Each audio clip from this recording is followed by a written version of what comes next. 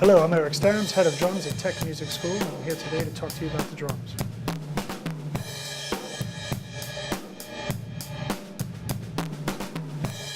Hello, today's lesson is about how to play the snare drum. In particular, we're going to talk about how to play the snare drum in context with a groove.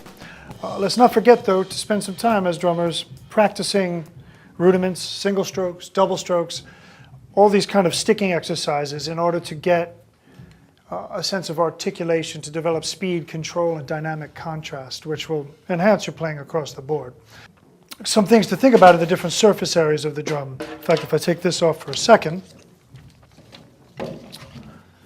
you'll be able to hear as I move around the drum from the center to the edges that we can actually get different tones.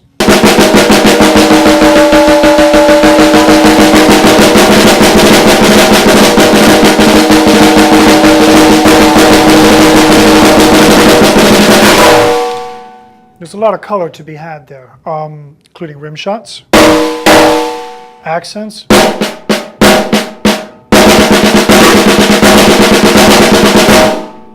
all this would count as sort of dynamic contrast. I'll put this back on, muffle things up a little bit again. It's important to maintain even fluid motion and relaxed posture, sitting up straight when you play the drums so that you can create a good tone and, again, fluid time. One of the things that when you're playing the drum kit that's really important is, again, maintaining a consistent backbeat. By the backbeat, I mean the 2 and 4. So if we take, again, a basic hi-hat pattern,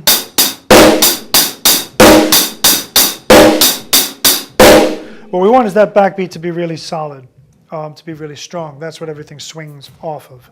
Once we get that together, we can create contrast by perhaps adding ghost notes.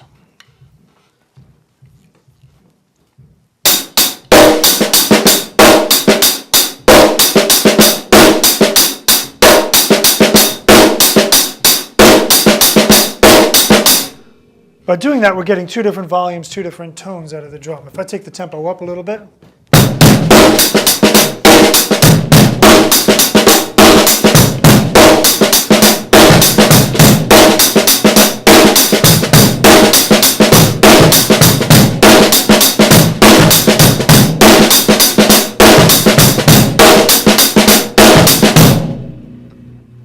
we start to get different tones out of the drums. Earlier, I mentioned rim shots. The best way to produce a rim shot is actually to aim for the center of the drum and hit the rim and the drum head at the same time. You want to practice doing this as consistently as possible. You do not need to swing from over your head in order to do it. You do not actually have to hit the drum any harder. It's just a matter of getting the angle right.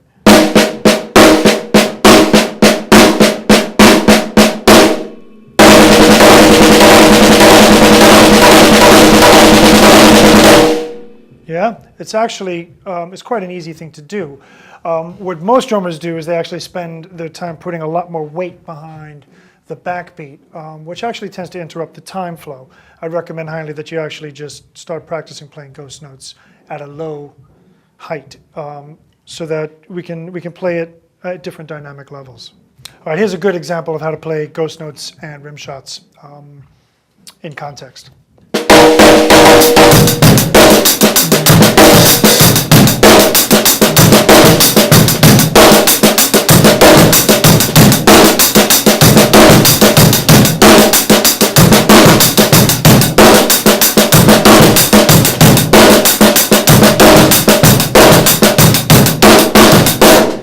We can also use the snare drum to produce fills, drum rolls, and apply rudiments to your phrases.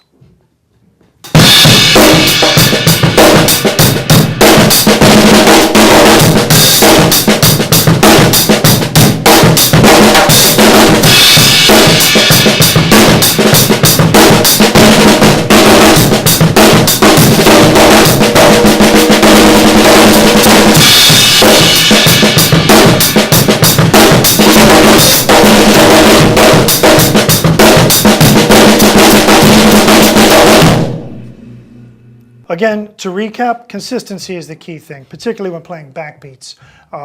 Be aware of motion and sound and dynamic contrast. That's how to play a snare drum.